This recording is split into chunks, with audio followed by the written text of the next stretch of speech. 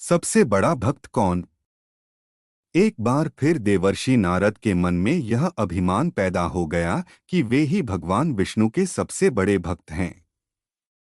वे सोचने लगे, मैं रात दिन भगवान विष्णु का गुणगान करता हूँ, फिर इस संसार में मुझसे बड़ा भक्त और कौन हो सकता है।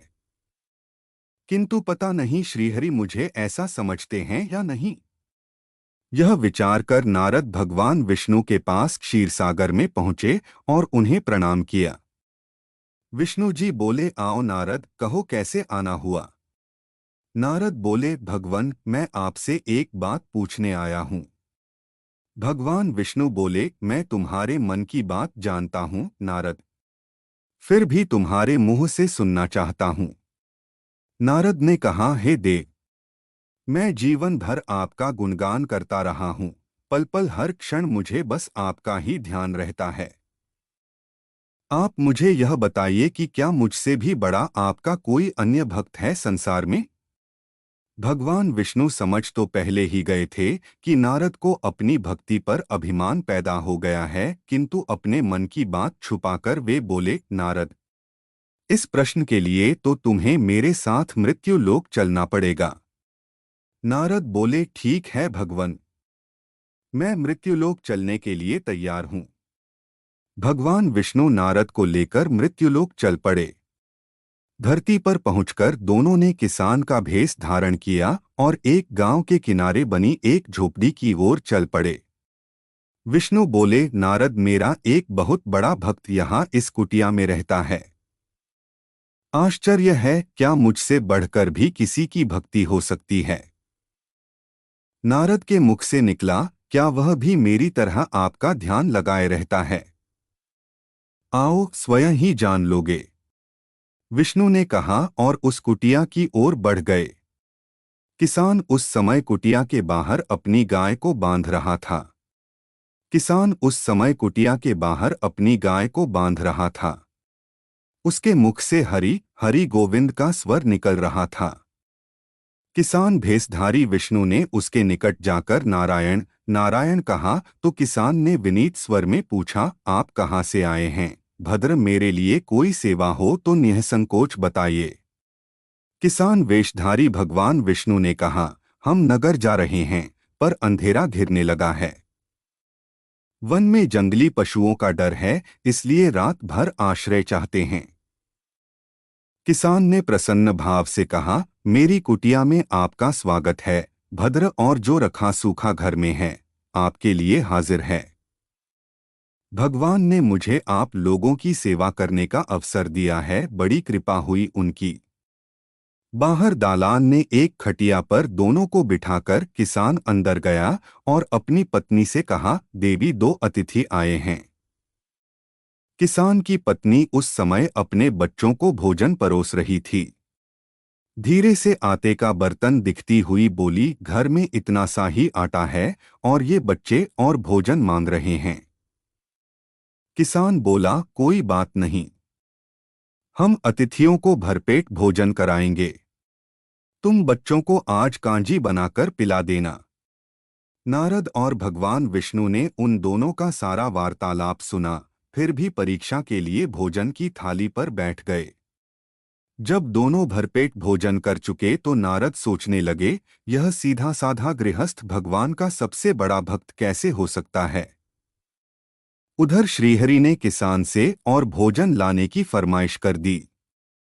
बोले, मेरा पेट अभी नहीं भरा, क्या और भोजन मिलेगा। किसान रसोई घर में गया और जाकर पत्नी से पूछा, कुछ और भोजन बचा है क्या। पत्नी बोली, बच्चों के लिए कांजी बनाई है, बस वही शेष है।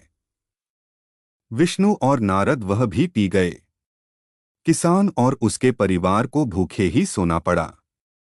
भूखे बच्चे माँ का आंचल थाम कह उठे, माँ, नींद नहीं आ रही है, मुझे बड़े जोर की भूख लगी है। पिताजी ने उन अतिथियों को कांजी भी क्यों पिला दी। किसान ने बच्चे के सर पर हाथ फेरते हुए कहा, अतिथि को भोजन कराना स्वयं विष्णु भगवान को भोग लगाने के समान है बेटा। बाहर दालान में दोनों अतिथि अलग अलग बिस्तरों पर लेटे हुए थे। भगवान विष्णु ने कहा, तुमने सुना नारद, किसान और उसके परिवार को भोजन नहीं मिला, फिर भी वह मेरे गुण गा रहे हैं। यह तो कुछ भी नहीं है। मैंने तो कई कई दिनों तक भूखे रहकर आपका स्मरण किया है। अगले दिन सुबह उन्होंने देखा किसान भगवान विष्णु की मूर्ति के सामने कह रहा था, गोविंद हरि हरि, तुम सदा मेरे मन में बसे रहो, बस मुझे कुछ और नहीं चाहिए। फिर दोनों अतिथियों से बोला, हरि की बड़ी कृपा है, वही जग का रखवाला है, प्रभु की दया से रात को कोई कष्ट तो नहीं हुआ। जब तक आपका जी चाहे तब तक आप दोनों यहाँ रहे।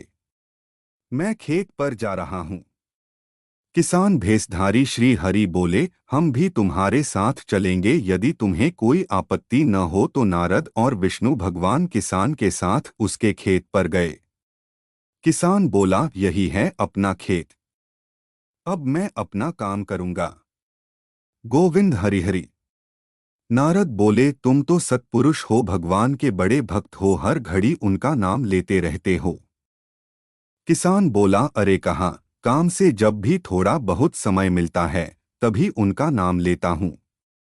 नारद ने पूछा, कब कब मिलता है समय? किसान बोला, सुबह उठता हूँ तब, रात को सोता हूँ तब, और दिन में जब भी काम से समय मिल जाए। ओह समझा, नारद के मुख से निकला। दोनों जब किसान से विदा लेकर चले तो नारद ने व्यंग्यात्मक स्वर में कहा, आपने सुना भगवान, वह सुबह शाम 2 बार ही आपका स्मरण करता है, जबकि मैं हर समय ध्यान करता हूँ। फिर भी आप उसे महान भक्त बताते हैं। नारद की बात सुनकर श्रीहरि चुप रहे, किंतु मन ही मन उन्होंने कहा, कारण भी जान जाओगे नारद।